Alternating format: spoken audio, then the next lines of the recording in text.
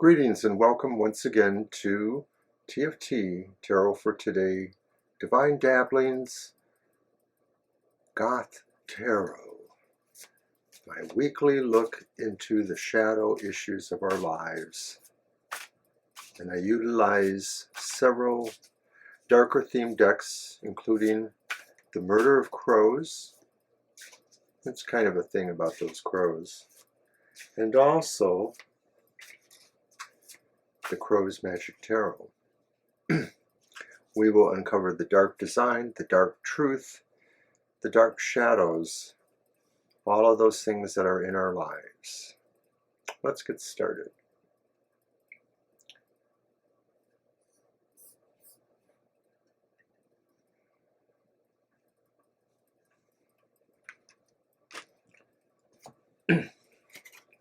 So first of all, using the Murder of Crows Tarot, I am looking at the dark design, the focus of what this week is about, the foundation of things, the environmental factors, kind of like an overall view of what's going on.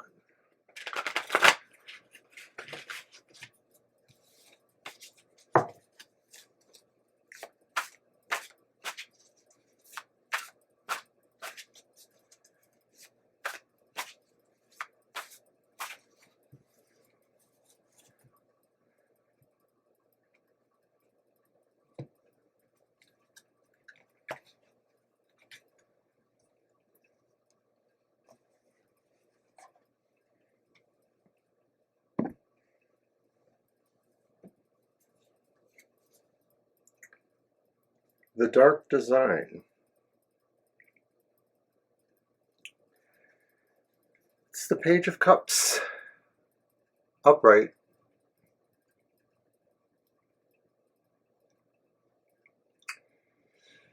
This week finds you seeking a harmony or resonance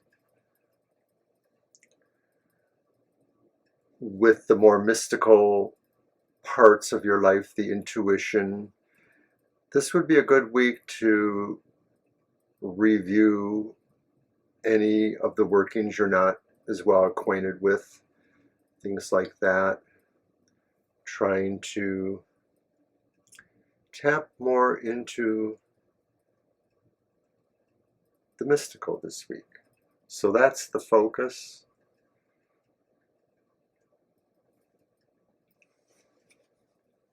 How strong is this focus?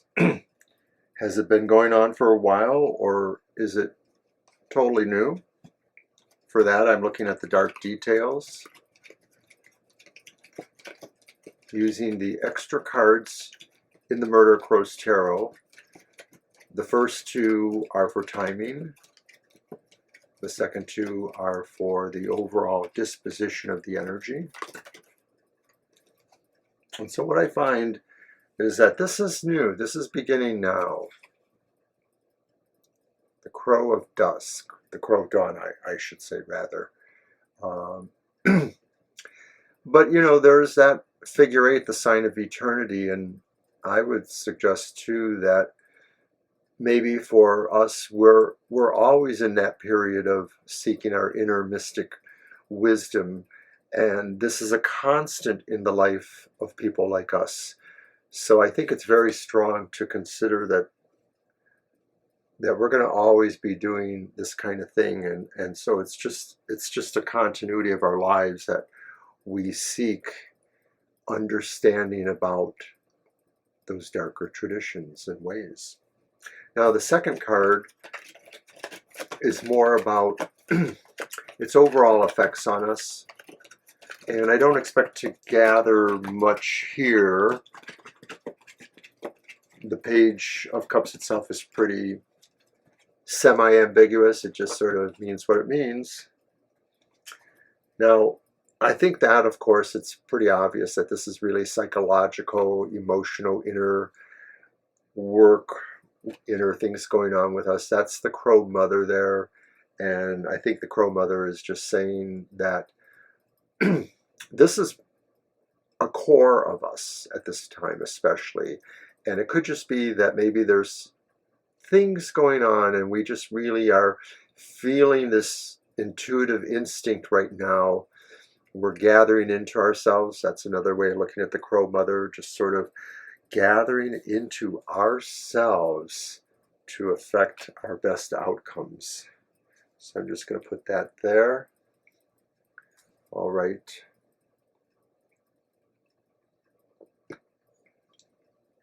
So now I'm going to move to the Goth Tarot, which I've been using more and more, even on our regular live streams. It's one of those wonderful Lo Scarabeo decks. Like they just have this whole stable of European kind of artists that look at tarot maybe a little bit differently in some respects to the American experience or the British experience or whatever. But I find a lot of inspiration in the Goth Tarot for use with people's questions that are more about the afterlife or about spirits that they may feel are around them. I've used it for myself for the same purpose.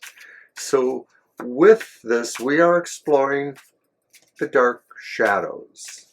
What is it that is haunting us, that remains with us despite what's going on this week? The intuitive questing. Maybe it is about this. Maybe they coincide, that what haunts us is connected to that idea of finding out more.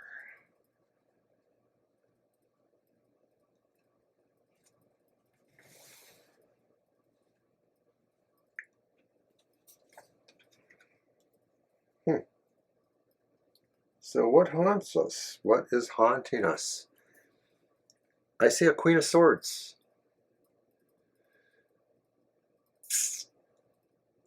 An energy that remains is the idea that we have a really important decision to make. The Queen of Swords is another way of looking at justice, or the King of Swords even.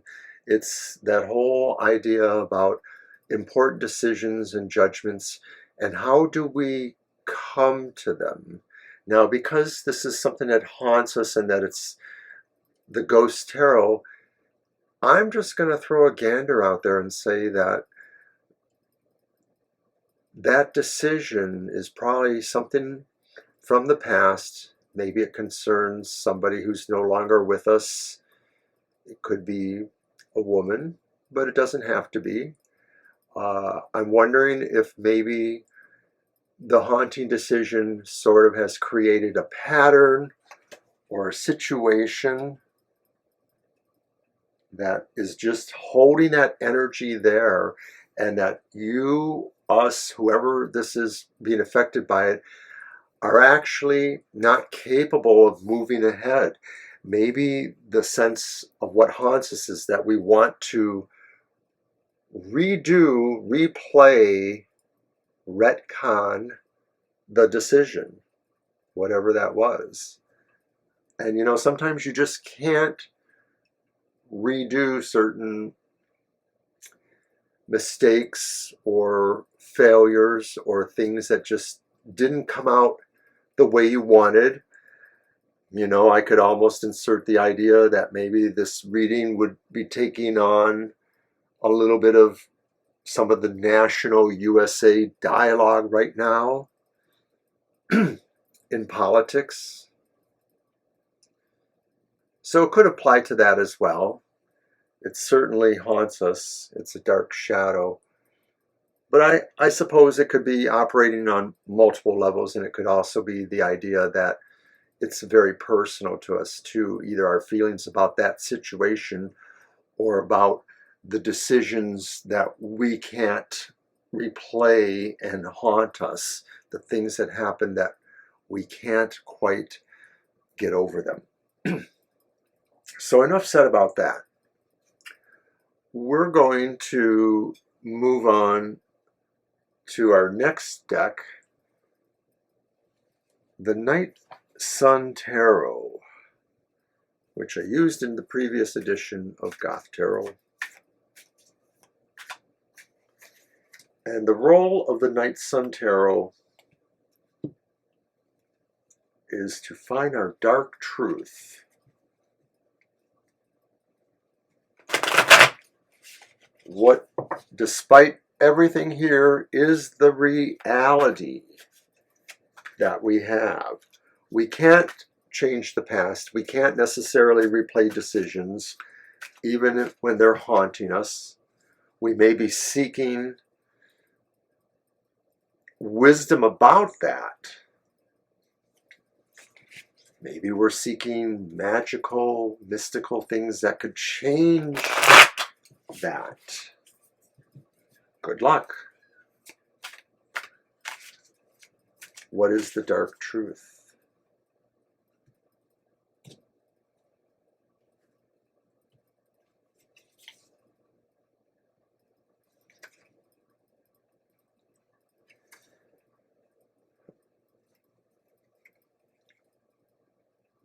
It's the reversed 7. Is that the 7? No, I'm sorry. That's the 8 of Swords. The reversed 8 of Swords. The dark truth. And maybe this applies, like I said, to the larger-than-life situation that the previous card may be presenting, the haunting. But the dark truth is that we have the ability to release ourselves. We just maybe are not able to acknowledge it. Maybe it's at this time. Maybe it's part of a pattern in our lives. We have the ability to remove the barriers, remove the blindfolds, and find the truth.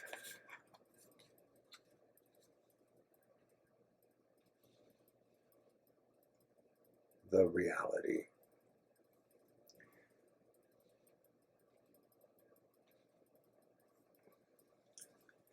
Now, the next card and position it entails is also from the Night Sun Tarot, and it's the Dark Sacrifice.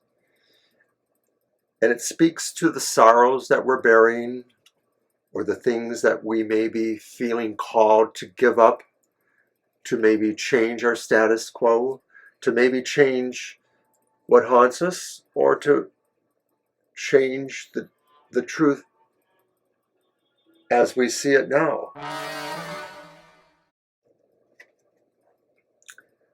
So now we have that dark sacrifice. And it's the upright 4 of Swords. We may have to sacrifice a certain peace we believe we've earned or we've achieved. It is possible, too, that maybe the peace we have, the rest, involves a separation. Maybe this brings us a measured look at the sorrow, but also, too, what we are willing to sacrifice for peace, perhaps. So this is an odd one in a way. I think the sorrows we bear, the sacrifice we must make, involves whether or not we're truly involved. Maybe we've been absent from our community or our family or some situation, and this card says we need to get re-involved, get involved in life again. But you know, for some of us,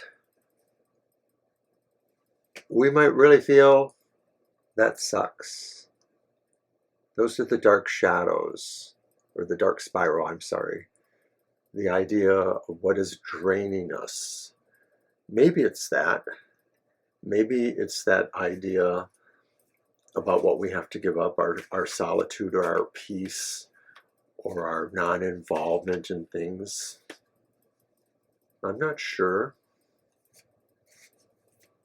But I use the Vampire Tarot to see what that dark spiral is, to see what is draining our energy, what sucks so much that we feel like we are becoming a slave to somebody else's will or somebody else's passion, perhaps. What, for this week, is the dark spiral, the thing that creates a suckage in our lives?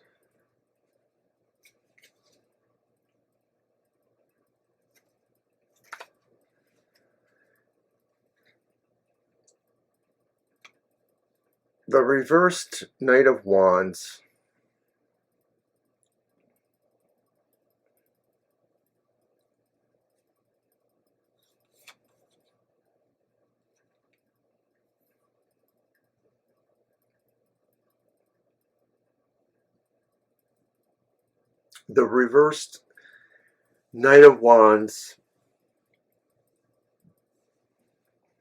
we may be trying to emulate or be something that we can't be.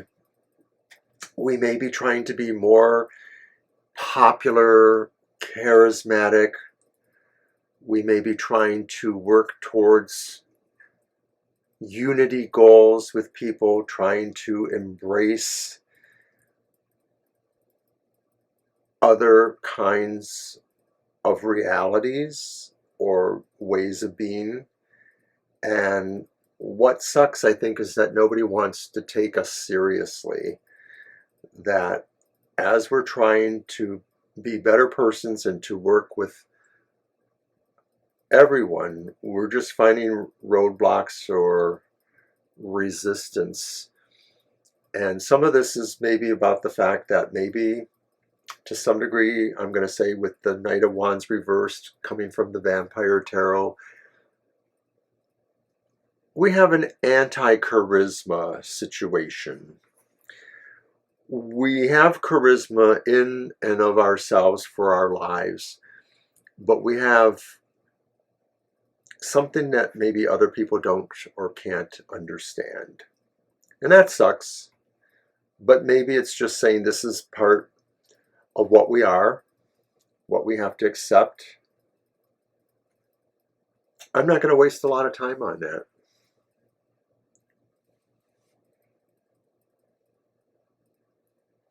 So I'm going to move on to the last card then, representing a better hope for us, the Dark Gift, taken from the Crow's Magic Tarot.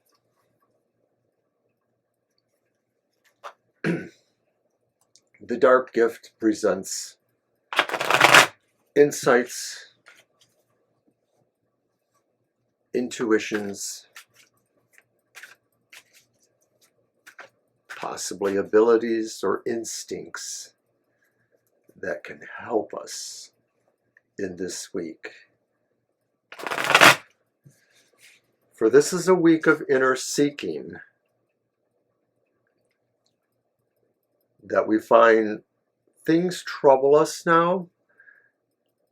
Maybe it's not the distant past, maybe it's the more recent past, that we feel we hold ourselves back because we don't want to give more of ourselves for some reason. We fear the backlash of anti-charisma, or we just, if we don't fear it, we just see it as something we're not interested in doing. We're sort of remoting. It's probably just this week.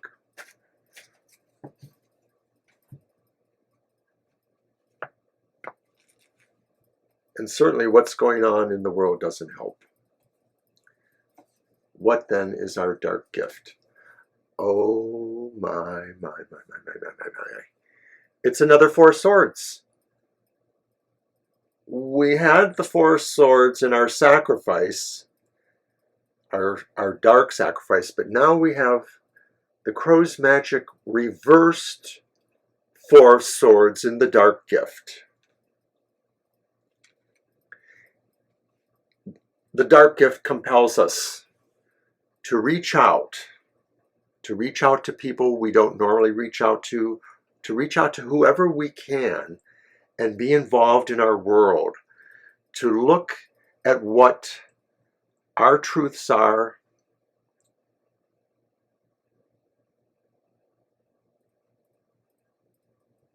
but also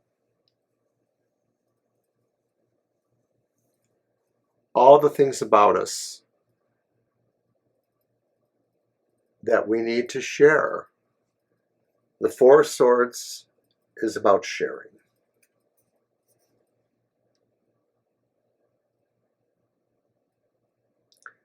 So that's what I have for this week in Goth Tarot. It's kind of an odd week. There's a lot of weird energy around, or so it seems. Take care, everyone.